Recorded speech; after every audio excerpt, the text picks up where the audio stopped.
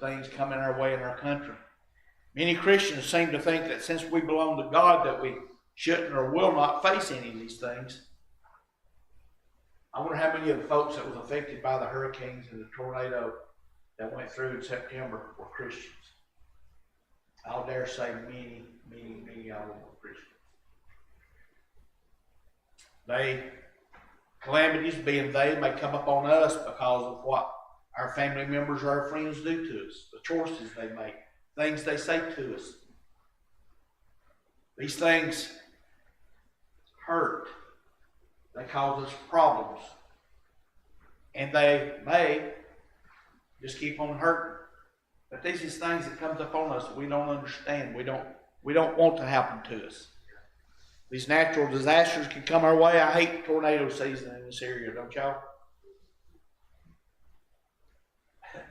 These people leaving mobile homes, you know, they tell everybody to go to a safe place in your home. If you don't have a pit, if you don't have a storm protection place to go to the smallest room in your house, the center of your house, cover up with a mattress and hope for the best.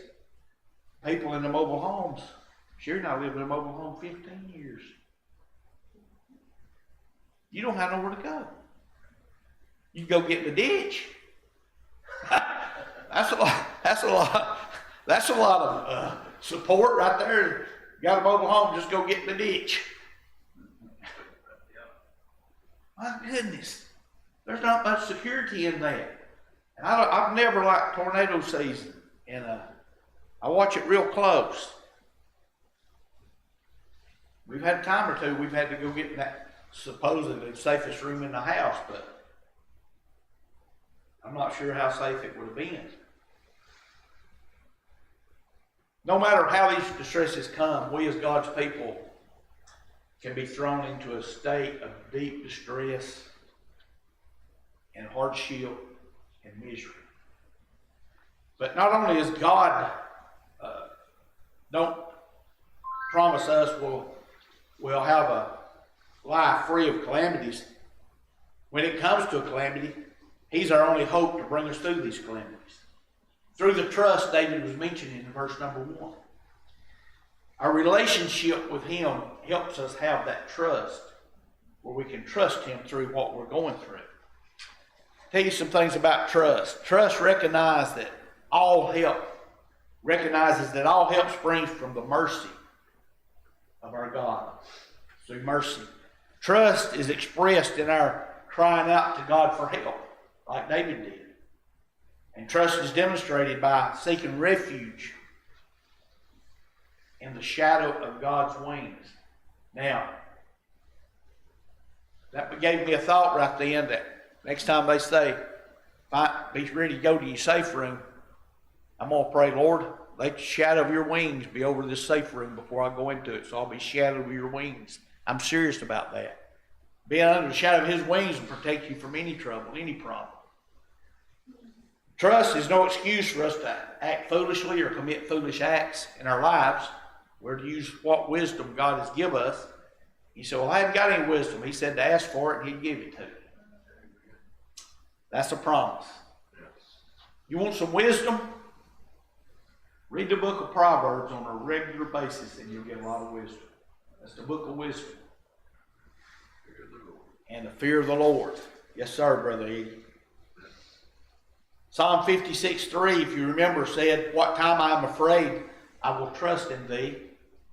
And Proverbs 3:5 says, trust in the Lord with all thine heart, and lean not unto thine own understanding.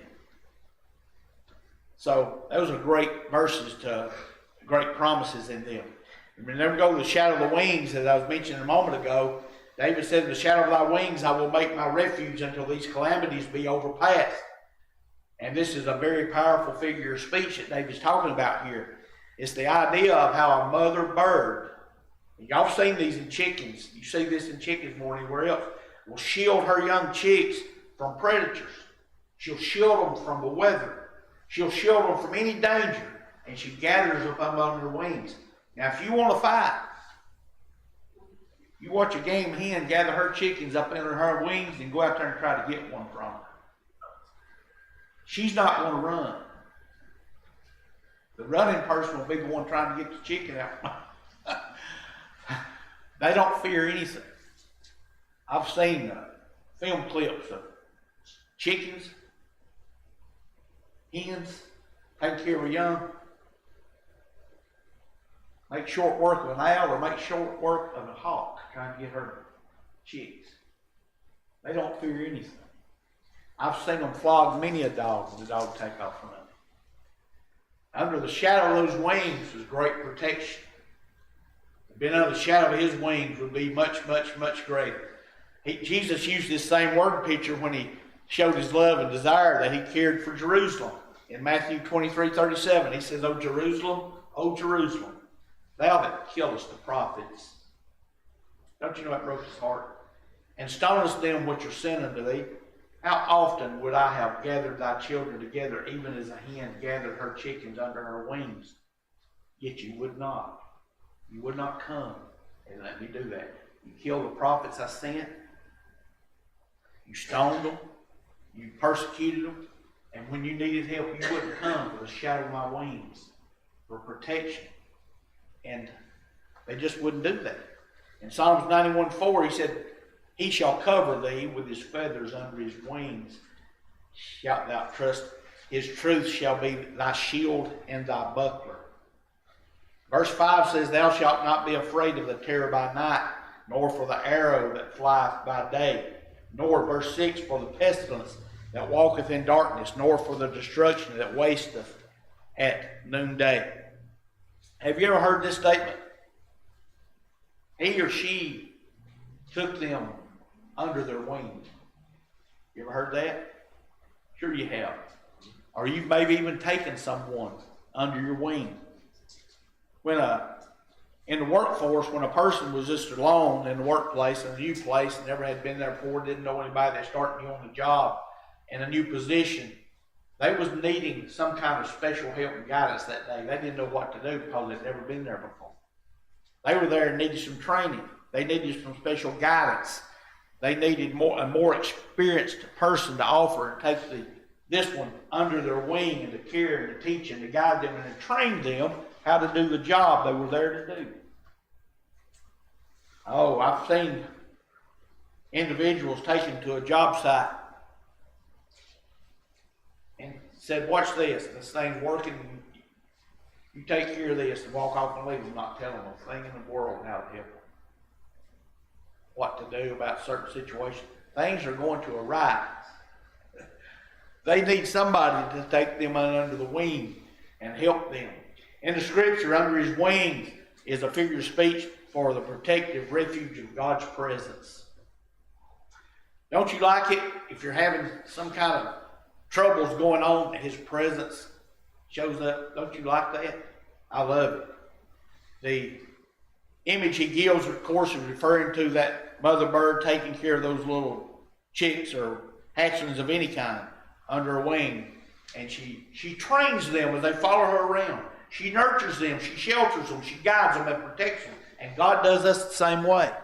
I've seen wild game birds, like a quail. You run one, and she's got her little chicks with her. You know what she'll do? She'll run off out over here. You won't even see the little chicks, and she'll start dragging a wing and flopping around, acting like she's wounded. So you'll follow her off, and she'll do that. She does that to foxes and coyotes and things. And cats is trying to catch her. And she'll do that and stay just out of the way enough to leave them far enough away that they won't find her little chicks. She's playing possum on them. Lead them off. Get them away from there. Now, Psalm 17, verse 8 says, the psalmist is saying, keep me as the apple of thine eye, hide me under the shadow of thy wings. Several verses, Psalm 36:7, how excellent is thy loving kindness, O God, therefore the children of men put their trust under the shadow of thy wings. Psalm 63:7, because thou hast been my help, therefore in the shadow of thy wings will I rejoice. And I'm going to go ahead and stop here because our time will get away from us, and it was getting away from me already. 25 minutes there. Passes real fast when you're having fun. So I'm going to have to mark that. I don't want us to lose our place. And we can take up there And next week we'll finish up with a couple more verses of wings. Well, I think I've just got one more. Did I read Psalm 63:7? I think not. Did I? It says, because thou hast been my help, therefore in the shadow of thy wings will I rejoice. I'm going to stop there. We'll get in verse 2. And David says a phrase in verse 2 I really, really like. So we'll save that for us. Go further in Psalm 57, our next opportunity. Well, as you know, it's our